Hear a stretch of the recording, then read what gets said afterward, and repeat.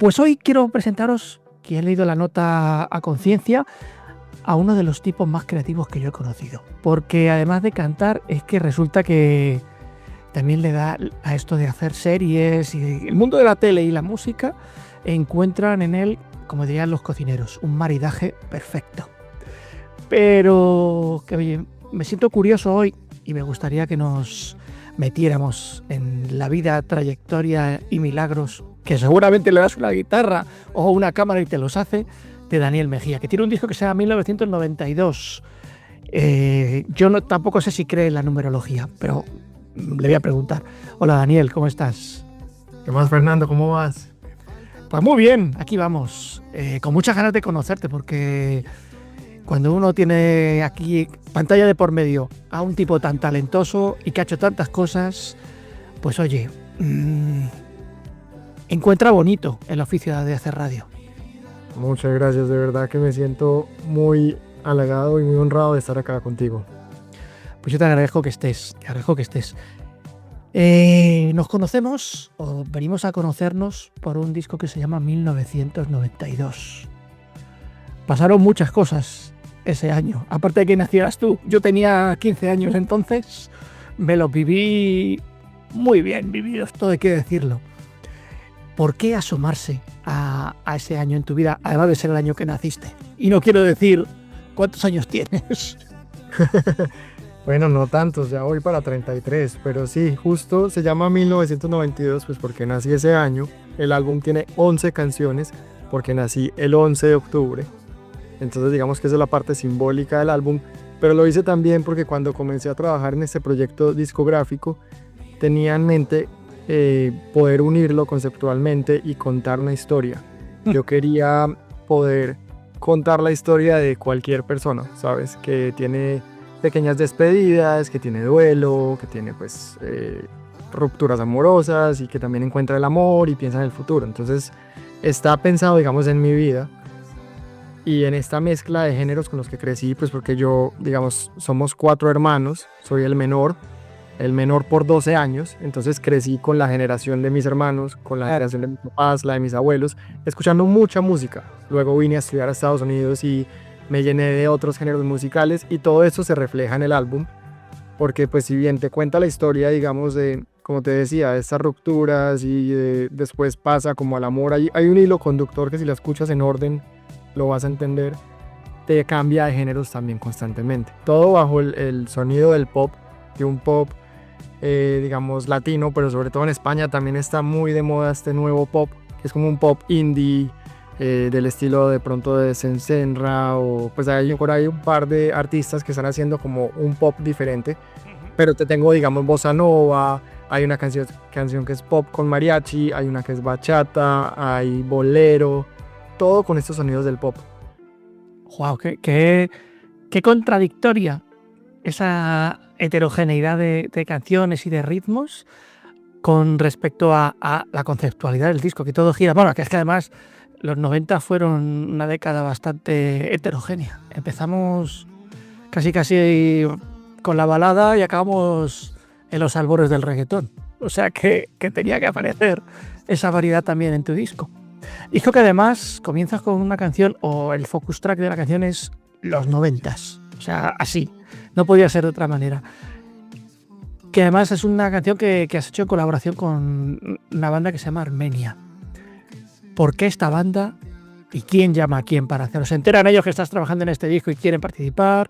¿O les llamas tú y porque eran amigos? ¿O cómo es esto? Bueno, los 90s, como tú lo dices, es la primera canción del álbum y precisamente tenía que ser la primera porque pues el disco se llama 1992 y esa es una canción que apela a esa nostalgia de esta época que era más simple y más sencilla y tiene una onda un poco de R&B, de hip hop también de los 90s, que era como lo que queríamos llevar. Entonces cuando estaba en el estudio trabajando con el productor, yo tenía muy claro que el disco iba a comenzar y a terminar con colaboración. Si bien empieza con los 90s, con Armenia, termina con El Futuro, que es con otra artista de Medellín que se llama Nessa. Entonces yo tenía muy claro que quería que esta canción tuviera colaboración y el productor pues conocía a Armenia de antes, digamos, yo los conocía porque yo los escuchaba, me gustaba mucho su música Toro, que es el vocalista de Armenia, nació al final de la década de los 90. Entonces hacía parte pues como un poco de este concepto también. Y yo creo que la canción se prestaba mucho para la voz de él. Y nada, pues lo contactamos, le gustó la canción y pues ya llegó al estudio y grabamos las voces de él. Pero para mí era muy importante también porque la voz de él es otra, o sea, yo nací al inicio de los 90 y él nació al final de los 90, entonces era poder combinar estas dos versiones que tenemos de los 90, porque si bien él no la vivió tanto, él sí tiene en su memoria un poco haber nacido en los 90, ¿sabes? Como que hace parte de esta década y como tú lo decías, es una década donde cambió todo, o sea, hay un cambio muy grande a nivel musical. Creo que lo que tenemos ahora en el pop de ahora pues viene mucho de los 90, está muy influenciado y los 90 no sé por qué, pero se pusieron de moda. Sí, hasta hace poco todos los programas de televisión estaban enfocados en esa época, la moda de vestir. Volvió también como esta moda de los 90 y yo no lo estaba haciendo por una moda, sino más por lo que te decía, pues por el concepto de poder reflejar como todos estos géneros con los que crecí y poder contar una historia de inicio a fin. Y pues para mí Armenia era la banda que podía como unir ese concepto de lo nuevo y lo viejo, pero enfocado en esta década de los 90. Daniel, ¿qué mensaje pretendías dejar cuando terminas el disco? Antes siquiera de empezar a grabarlo y tal, cuando lo estás ahí pergeñando, ¿qué mensaje querías dejar? Quiero que el disco cuando esté terminado diga esto. Yo quería y aún quiero, y es lo que sueño, que el disco pueda generar emociones, ¿sabes? Más que un mensaje específico, yo quería que la gente pudiera conectar con las canciones porque la música tiene un poder impresionante y es que con la música uno puede viajar en el tiempo. Tú estás escuchando una canción, estás viviendo algo en tu vida en ese momento y luego esa canción la escuchas muchos años después y te lleva a ese momento de tu vida. Tú puedes transportarte con la música a las emociones, a las sensaciones. Incluso a veces uno está, no sé, como que a mí me pasa que conecta varios sentidos y de pronto escucho una canción y vuelvo a sentir un olor específico que no sentía en mucho tiempo, pues como que no sé por qué conecta como con todas las emociones y todas las sensaciones y todos los sentidos y permite eso que te digo, como viajar en el tiempo, y eso es lo que yo quería, que la gente la escuche y pueda conectar. Alguien que esté pasando en una ruptura amorosa de pronto, porque tenemos varias rupturas. Está la ruptura en la que tú eres el causante de la ruptura, tú eres la persona que quiere acabar la relación. Cuando somos víctimas o verdugos, ¿no?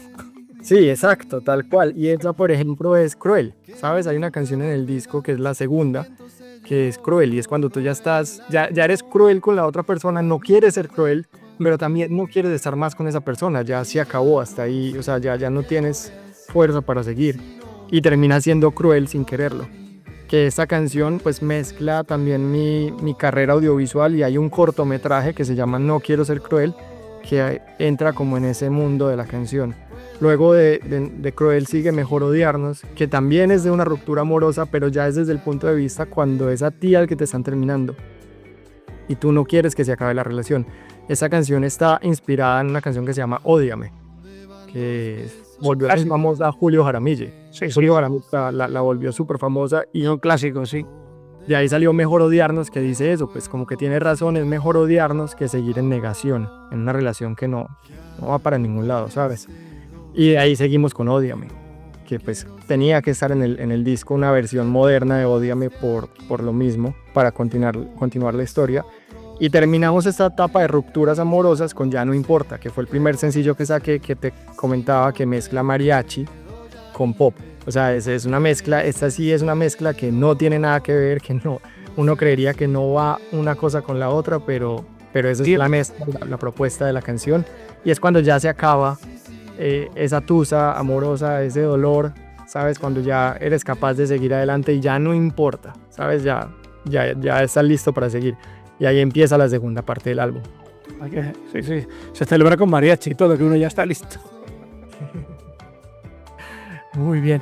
Oye, yo tengo por aquí puesto que eres una de las, según la revista Forbes, eres una de las 50 personas más creativas de Colombia, nominado además a los premios Emmy internacionales. Toda esta creatividad a veces puede suponer un descontrol enorme porque uno tiene mogollón de ideas, a ver cómo las canaliza, a ver cómo las encauza un poco. ¿Cómo has llevado esta catarsis de ideas, que seguramente las ha habido, para hacer un disco ordenado?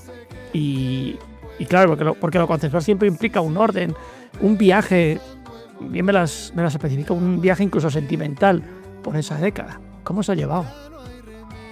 Primero, ha sido un viaje emocional también. Ha sido aprender a tolerar la frustración, porque como tú lo dices, como una persona creativa hay muchas cosas que quiero hacer, pero también hay que entender la realidad de lo que se puede y lo que se puede lograr hacer, ¿sabes? Como lo que permite también tus recursos.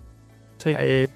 Hacer un proyecto autofinanciado, un proyecto independiente, pues conlleva mucho esfuerzo económico.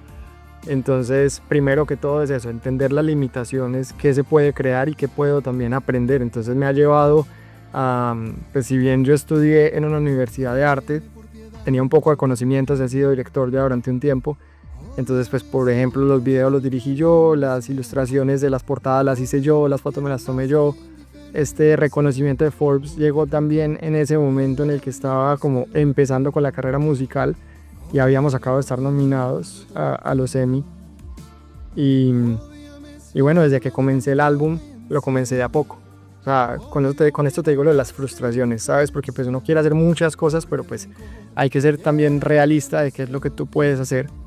Y comencé a practicar algo que siempre me ha faltado en la vida y es la paciencia. Y comencé con las Somos comencé con la primera canción pues combinando mariachi con pop, porque era algo arriesgado y era algo que tenía muy claro, y es que este primer álbum iba a mezclar muchos géneros, iba a hacer mezclas. Digamos que después de que terminamos con la época de la ruptura en el disco, hay una canción que parte el disco en dos y es El Pasado, que también pues, se llama entre paréntesis Canción de los Muertos, que es la canción sobre el duelo. Es una canción que es para todas las personas que se han muerto, para las personas que han tenido seres queridos que han perdido. Y esta canción también mezcla dos géneros, pues que uno pensaría nada que ver, porque es una canción triste, ¿sabes? Que se siente un poco como una canción de cuna, se podría decir, pero es más como un vals mexicano. Sí. Y termina, no sé si conoces Jumbe, por ejemplo, es muy del estilo de Jumbe. De pronto un poco guitarrica La Fuente, no sé, hay algo como muy acústico en la canción. Y de un momento a otro al final termina como decir en un mantra, pues repitiendo una frase importante de la canción, que es: mientras te siga cantando vas a estar acá, pues como que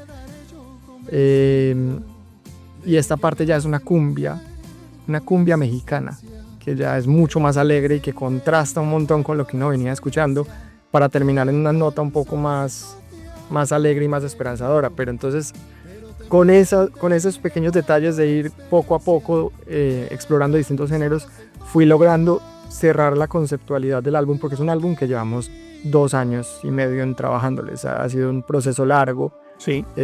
También ahí entra el tema que te digo de tolerar la frustración y de tener paciencia, que a mí me hubiera encantado llegar un día al estudio y decir: listo, vamos a hacer 11 canciones de entrada, ya, y vamos a hacer el álbum. Eso no era mi realidad, entonces yo tuve que ir haciendo a medida que tenía presupuesto, ir haciendo las canciones, pero llevando en la mente este concepto que tenía que estar en todo el álbum, que si tú lo escuchas de principio a fin, puedas sentir que estás viendo una historia, que estás como viendo una película, y que cada canción es una escena distinta y que vas entendiendo una narrativa de inicio a fin. ¿Cuál es la primera canción que escribiste para este proyecto? La primera canción que escribí creo que fue Ya no importa. Creo que esa fue la primera que escribí para el proyecto. ¿Y ya sabías que iba a ser un disco? ¿O tal como estará el sueño? Era un sueño. O sea, en ese momento ya estaba el sueño, pero no sabía si lo iba a lograr. Yo entré un poco a la industria musical un poco desorientado, sin saber en realidad cómo funcionaba, cómo era todo. Yo no tengo estudios musicales, o sea, yo escribo mis canciones con mi ukelele o con el piano. Digamos, voy tocando acordes y me van llegando las letras y me van llegando las melodías. Es algo muy a través de la percepción. De teoría musical sé muy poco, o sea, yo no sé por qué te funciona. Alguna vez estudié un poco de teoría musical, cuando estaba pequeño estudié un poco de piano, pero mis estudios han sido más enfocados en cine. Yo entonces utilicé mucho eso de aprender a contar una historia para poder aplicarlo a mi proyecto. O sea, yo tenía claro que cada canción es como si estuviera contándole una historia a alguien. Y, y precisamente así fue que nació. O sea, fui creando esa historia poco a poco para que fuera algo que tuviera sentido al final. Le pones ahí banda sonora a las cosas.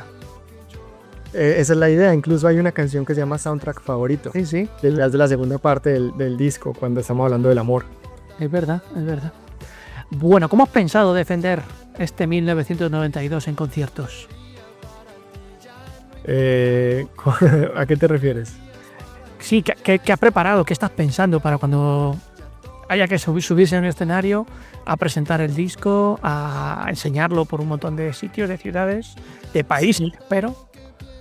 Sí, estoy en ese proceso. Voy a comenzar por Nueva York. Estoy montando algo. Quiero algo íntimo porque quiero contarlo de otra manera. Siempre he pensado que lo más interesante de ir a un concierto es poder experimentar algo único, ¿sabes? Que te llegue a lo que ya estás escuchando, obviamente que tenga la misma melodía, que tenga todo eso que ya tú conoces, pero que sea algo especial. Hace un par de años tuve la oportunidad de hacer un concierto en Medellín en el que pues me llevé a un grupo de mariachi grande y hicimos Ya No Importa, pero ya con otro ritmo distinto en mariachi, más corrido, y le hicimos pues digamos que arreglos distintos a cada canción. Por ejemplo, las canciones no tienen trompeta y le metimos trompeta a varias canciones. A mí me gusta eso, como poder presentarle a la gente algo que se vaya con algo único, distinto a lo que ya conocen. Incluso para que te hagas una idea de qué tipo de cosas pueden pasar, en YouTube puedes buscar En el Teatro, que es un EP que saqué en vivo, que grabé en el Teatro Colón de Bogotá, que es el teatro más icónico que hay en Colombia. Y ahí puedes ver cómo hay 3 canciones del disco interpretadas también de una forma distinta, un poco yéndose más puro a los géneros, ¿sabes? Porque ya quitándole el elemento de pop a las canciones, y en esa está Ya No Importa, Mejor Odiarnos y Soundtrack Favorito, yéndome derecho solo mariachi, o Mejor Odiarnos full bossa nova tradicional, y Soundtrack Favorito como si fuera una canción de los 60s, que fue la inspiración, pues como algo de Beach Boys, puede ser como la inspiración de esa canción, como un surf rock de los 60s. Uh-huh. Daniel, ¿qué tiene México en tu vida que está presente de tantas maneras? Sobre todo el mariachi. Sabes que no sé, o sea, y casualmente si tú vas y miras, la mayoría de mis oyentes están en México. No he visitado México. Te va a tocar ir, ya lo sabes, ¿no? Sí, claro, ¿no? Y me muero de ganas por ir a México también. En España sí he estado, me encanta España, he estado por todo lado, pero México, ¿sabes? Es muy loco porque yo crecí en Medellín, y en Medellín y en muchas ciudades de Colombia hay algo que se llama la Plaza Garibaldi. Claro.